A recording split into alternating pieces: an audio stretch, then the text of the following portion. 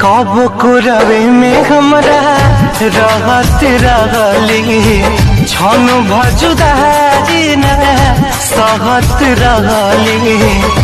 अब तो हमार बिना देखल सुरतिया, अब तो हमार बिना देखल सुरतिया हो जाता।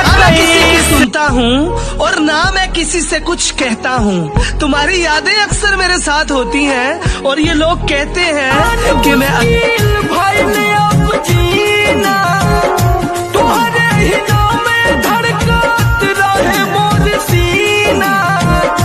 बचपन के प्यार रहे, बचपन के प्यार रहे कैसे भुला दे लूं तुम्हारे दिल है प्यार। बिना दिल लगता नहीं आके फिर तू ना जा जोगिया, आंखें तेरे दरिया से चैन दिल के उड़ाबो है अखिया से नींद चैन दिल के उड़ाबो है। पलनावा के बहकी सपनावा में आबो है, कसिया नया दफा दीवाना बनाबो है। पलनावा के बहकी। मुझसे नफरत करनी है तो इरादे मजबूत रखना, अगर जरा सा भी चूके तो मोहब्बत हो जाएगी।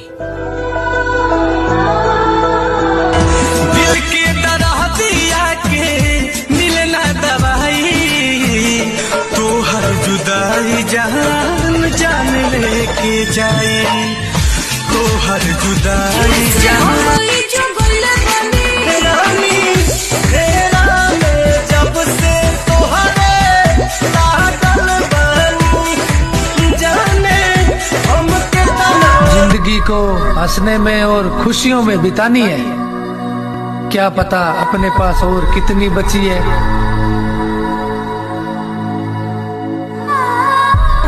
तुम अपने दरवाजे पे लिखवा क्यों नहीं लेते हो कि हमारे यहाँ सभी प्रकार के दिल दुखाए जाते हैं। दिल मेरा तोड़ के हंस दी एक। बेकार बोलने वालों, कभी किसी गरीब से जाकर पूछना कि जिंदगी क्या होती है।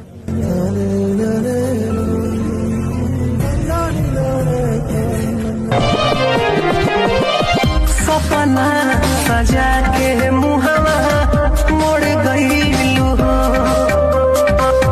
हमके अकेले।